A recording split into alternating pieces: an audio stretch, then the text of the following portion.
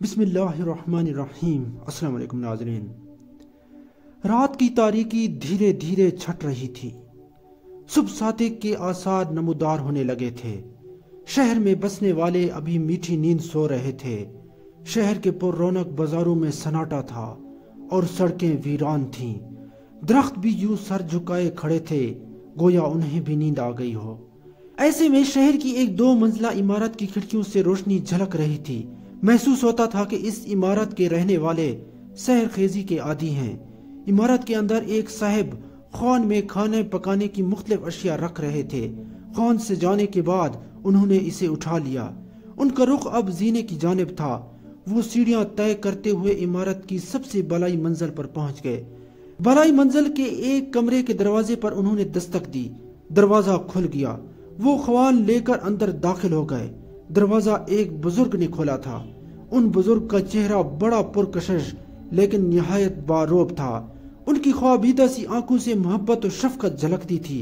اندر آنے والے صاحب نے خوان بزرگ کے سامنے رکھ دیا اور خود ایک جانب مؤدب ہو کر کھڑے ہو گئے۔ کچھ دیر گزر گئی۔ بزرگ نے ابھی تک خوان میں سے ایک لقمہ بھی نہ لیا تھا۔ آنے والے صاحب نے عرض کی، سحری کا وقت نکلا جا رہا ہے، آپ کچھ تو نوش فرمائیں۔ بزرگ کی آنکھوں سے آنسو رواں ہو گئے۔ انہوں نے دھیمے لہجے میں فرمایا، کتنے ہی نادار اور بے کس افراد فاقے سے ہوں گے، انہوں نے اسی عالم میں رات گزار دی ہوگی، یہ کھانا میرے حلق سے کیسے اتر سکتا ہے؟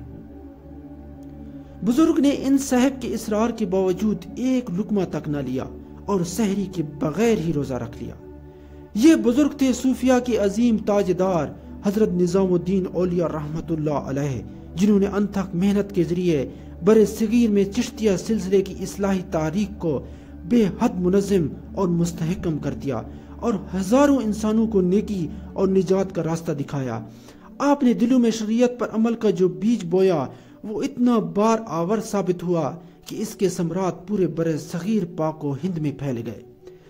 آپ رحمت اللہ علیہ کا نام سید محمد اور والد کا نام احمد بن علی ہے۔ آپ کو کئی القاب دیے گئے جن میں محبوب الہی، سلطان المشائخ، سلطان الاولیاء اور نظام الدین اولیاء شامل ہیں۔ آخر ذکر لقب کو زیادہ شہرت حاصل ہوئی، چنانچہ آپ رحمت اللہ علیہ آج بھی نظام الدین اولیاء کے لقب سے معروف ہیں۔ آپ رحمت اللہ علیہ 15 اکتوبر 1237 عیسوی کو مشہور شہر بدایوں میں پیدا ہوئے۔ اس دور میں بدایوں بہت پر رونق اور آباد شہر تھا۔ حضرت نظام الدین اولیاء کے دادا خواجہ علی اور نانا خواجہ عرب منگولوں کی یلغار کی وجہ سے بخارا سے یہاں آ گئے تھے۔ حضرت نظام الدین 5 برس کی عمر کو پہنچے تو آپ کے والد محترم رحلت فرما گئے۔ آپ کی اور آپ کی ہمشیرہ کی پرورش اور تربیت کی گراں بار ذمہ داری آپ کی والدہ محترمہ بی بی زلیخا پر آ پڑی۔ جب حضرت نظام الدین اولیاء کی عمر 16 برس کی ہوئی تو آپ رحمت اللہ علیہ والدہ اور ہمشیرہ کے ساتھ بدایوں سے دلی منتقل ہو گئے۔ دلی آ کر بھی آپ نے حصول علم کا سلسلہ جاری رکھا۔ آپ معاشی مشکلات سے دوچار رہے، فکر و فاقہ کی سختیاں بھی سہنی پڑی، ذاتی مکان نہ ہونے کی وجہ سے بار بار سکونت تبدیل کرنی پڑی، لیکن آپ رحمت اللہ علیہ علم کے موتی چننے میں مصروف رہے۔ دہلی میں والدہ کی وفات کے بعد حضرت نظام الدین اولیاء عظیم صوفی بزرگ حضرت فرید الدین گنج شکر رحمت اللہ علیہ کے بھائی شیخ نجیب الدین کے ساتھ اٹھتے بیٹھتے تھے۔ شیخ نجیب کی زبانی حضرت فرید الدین گنج شکر کے تذکرے سن کر آپ کے دل میں حضرت فرید سے ملنے کا اشتیاق شدت اختیار کر گیا۔ آخر ایک دن آپ سفر کی تیاری کر کے اجودن یعنی پاک پتن پہنچ گئے۔ حضرت فرید الدین گنج شکر نے آنے والے نوجوان کو عزت سے بٹھایا۔ اس وقت حضرت نظام الدین اولیاء کی عمر 20 برس تھی۔ اسی قیام میں حضرت نظام الدین نے بابا فرید کے ہاتھ پر بیعت کی۔ کچھ عرصہ بعد بابا فرید رحمت اللہ علیہ نے آپ کو اپنا جانشین مقرر کرتے ہوئے اپنی نشانیاں آپ کے سپرد کرنے کی وصیت فرمائی تھی۔ حضرت نظام الدین اولیاء پر اب ایک بھاری ذمہ داری آ پڑی تھی۔ چشتیہ سلسلے کی وہ تحریک جس کا بیج برے صغیر میں حضرت خواجہ معین الدین چشتی نے بویا تھا اور حضرت بابا فرید الدین گنج شکر نے اسے منظم کیا تھا، اب اسی تحریک کو پھیلانے اور مستحکم بنانے کا فریضہ حضرت نظام الدین اولیاء کے سپرد کر دیا گیا تھا۔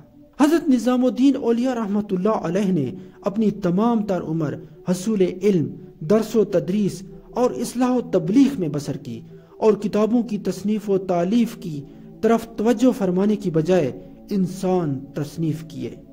وفات سے کچھ روز پہلے آپ رحمۃ اللہ علیہ اپنے رب کی یاد میں زیادہ دیر بے خود رہنے لگے۔